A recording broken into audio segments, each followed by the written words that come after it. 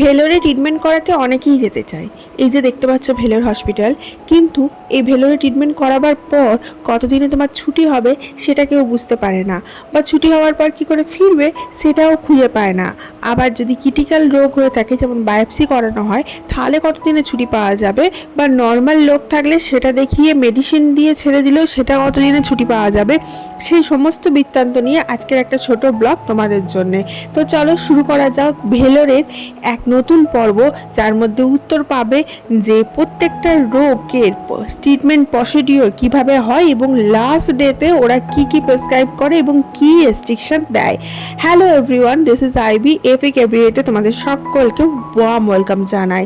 আজকে একটা পাহাড়ে ঘেরা সূর্য ওঠার নতুন সকালে তোমাদেরকে ভেলোর থেকে ওয়েলকাম জানাচ্ছি আমার চ্যানেলে। যে কোনো রোগের ট্রিটমেন্ট ভেলোরে করাতে গেলে হাতে 7 থেকে 10 দিন সময় নিয়ে যাওয়া উচিত। যদি সেরকম ক্রিটিক্যাল রোগ না থাকে তাহলে তোমার 7 দিন তো সময় লাগবেই, আর যেরকম ক্রিটিক্যাল রোগ হবে তার উপরে সময়টা আর দিনটা বেড়ে যায়। তো আমার যে রোগের আমি ট্রিটমেন্ট করাতে গেছিলাম আমার পায়ের কিছু সমস্যার কারণে, এবং তার ফলে পাটা বায়োপসি করেছিল। তো সেই বায়োপসির রেজাল্ট কিন্তু 7 দিনের আগে পাওয়া যায় না। তো আজকে 7 দিনের দিন আজকে রেজাল্ট আসার কথা। আজকে আমার সেলাইও কাটবে এবং আজকে আমাকে ছুটিও দেবে, অ্যান্ড আজকেই হচ্ছে লাস্ট সিটিং। তো আজকেই আমি তোমাকে বলে দেবো যে লাস্ট সিটিংয়ে ওরা কী কী রেস্ট্রিকশন দেয় এবং লাস্ট সিটিংয়ে ওরা কী কী বলে দেয় করতে হবে, বা কতদিন বাদে আবার ফিরে আসতে হবে। হ্যাঁ, তোমরা যদি ভেলোরে ট্রিটমেন্ট করো তোমাকে সময় দিয়ে দেবে 4 মাস, নইলে 6 মাস, নইলে 1 বছর। তারপরে এসে তোমাকে আর একবার রিভিজিট কিন্তু করতে হবে। একবার ভিজিট করে চলে গেলে কিন্তু হবে না। যাই হোক, আমি সকাল সকাল রান্না বসিয়ে দিয়েছি, কারণ হসপিটালের উদ্দেশ্যে রওনা হওয়ার আগে আমি ভাবলাম যা রান্নাপাতা আছে সমস্ত কিছু করে দিয়ে যাই, কারণ শ্বশুর শাশুড়ি মেয়েটাকে নিয়ে একা একা থাকে, সব পেরে ওঠে না। তাই সকাল সকালই আমি হাতে হাতে সমস্ত রান্না করে নিচ্ছি। ভেলোরে হসপিটালের একদম কাছেই আমরা রেন্ট নিয়েছিলাম এই রুমগুলো, একটা আমার শ্বশুর শাশুড়ির জন্য, একটা আমাদের জন্য, এবং এখানে রান্নার সুব্যবস্থা ছিল। আর এখানকার সমস্ত যে ইউটেন্সিল দেখতে পাচ্ছ এগুলো সমস্ত আমরা ভাড়া নিয়েছিলাম। এই সমস্ত বিশদে একটা ভিডিও করা আছে, চাইলে তোমরা দেখে নিতে পারো। আজকে আমাদের রান্না হচ্ছে উচ্ছে চচ্চড়ি, ওখানে লাউয়ের তরকারি, আর এখানে হবে পাঁপড়ের তরকারি মশলা করে রেখেছি, মুসুরির ডাল, আর এখানে আলু টালুগুলো সেদ্ধ আছে। আজকে মেনু, আজকে আমরা পাহাড় দেখতে দেখতে উচ্ছে চচ্চড়ি খাবো। আজকে আমাদের লাস্ট সিটিং ডে হসপিটালে যাওয়ার। মেডিসিন দিয়ে দিয়েছে, মেডিসিন খেয়েছি। মেডিসিন খাওয়ার পর কি রিয়াকশান নেওয়া হচ্ছে না হচ্ছে সেটা দেখবে, অ্যান্ড পায়ে যেখানে বায়োপসি করেছে সেটা কেটে দেবে, দিয়ে আজকে রিলিজ লিখে দেবে বলেছে। তো আজকে একটু মনটা ভালো আছে, ওই জন্য আজকে একটু সাজগোজ করেছি, নাহলে এই কদিন সাজগোজ করতে ইচ্ছাই করছিল না। আর এখানে এই যে দেখো ব্যান্ডগুলো রয়েছে, এগুলো সব হসপিটাল থেকে নিয়ে এসেছি, নিয়ে কালেকশন করে রেখে দিয়েছি আমি। হসপিটাল থেকে ছাড়া পাওয়ার পর এত রিল্যাক্স লাগছিল বিশ্বাস করো। আমরা সোজা চলে গেছিলাম লোকালি যে বারটা আছে সেখানে একটু চিল আউট করতে, আমি আর আমার হাজব্যান্ড। আর এখানে আমরা প্রায়শই এসছি, একটা বড় হোটেল এটা, এবং হোটেলের মধ্যেই কিন্তু বার রয়েছে। আর এখানে তুমি ছেলে মেয়ে নির্বিশেষে যে কোনো কেউ এসে চিল করতে পারো। আমি অবশ্য কোনো রকম হার্ড ড্রিঙ্ক খাই না, আমি এখানে এসে পেপসি খাচ্ছিলাম। বাট এখানে চাট দেয় বহু রকমের, 1 বোতল বিয়ার খেলেও তোমাকে বহু রকমের চাট দেবে, যেটা আমাদের ওয়েস্ট বেঙ্গল তো পাওয়াই যায় না। আর সেই চাটগুলো খেতে আমার ভীষণ ভালো লাগে। অ্যান্ড দেন আমরা বাড়ি ফিরছি, আর ওখান থেকে একটু সামান্য রাস্তা, কিন্তু যেহেতু দুপুরবেলা অনেকটা রোদ হয়ে গেছিলো তার জন্য আমরা একটা অটো করে নিয়েছিলাম। আর ভেলোরে আমাদের এখানের থেকে তুলনামূলকভাবে অনেক রোদ বেশি। আমরা এখন বাড়ি ফিরছি, আমাদের সব হয়ে গেল। আজকে রিলিজ করে দিল, কালকে মেয়েটার ডাক্তার দেখানো আছে, নেন পরশু দিন আমরা বাড়ি ফিরে যাবো। আজকে মনটা একটু হ্যাপি হ্যাপি আছে।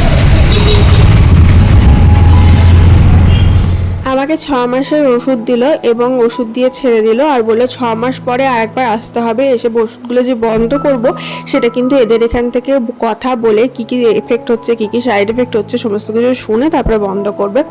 অ্যান্ড যেহেতু শেষ দিন হয়ে গেছে আমরা বাড়ি ফিরবো, তার জন্য খুব মনের খুশিতে এই লোকাল মার্কেটটা দেখতে এসেছি।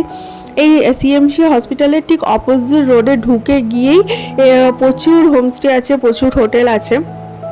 এবং প্রত্যেকটা হোটেলেই কিন্তু তোমার রান্না করার সুব্যবস্থা রয়েছে। এবং যেগুলো নন এসি সেগুলো 500, 300, 200, 250, আর যেগুলো এসি সেগুলো অ্যারাউন্ড 900, 950, 1000 পার ডে হিসেবে ভাড়া নেয়। আর ইউটেন্সিল যা তুমি ভাড়া নেবে, গ্যাস যা নেবে তার আলাদা চার্জেস।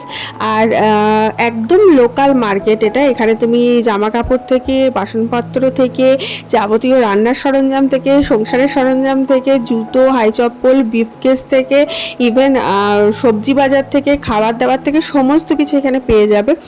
এমনি একদম দেখতে পাচ্ছ এটা হচ্ছে সিএমসি আমার অপোজিটে, যেখানে অটোগুলো দাঁড়িয়ে রয়েছে।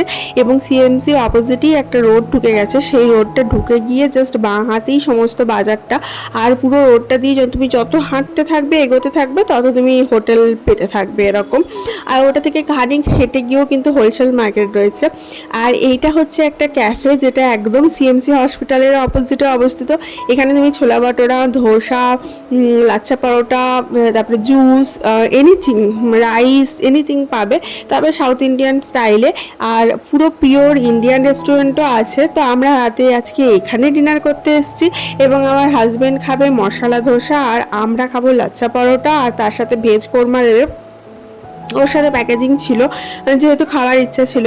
আর যেটা ইন্ডিয়ান হোটেল রয়েছে, যেখানে একদম বাঙালি খাবার দাবার পাওয়া যাচ্ছে, সেই বাঙালি খাবার দাবারের দোকানে হচ্ছে 70 টাকা থালি রেট, যেখানে ভাত, ভাজা, তরকারি, ডাল, এই সমস্ত কিছু থাকে।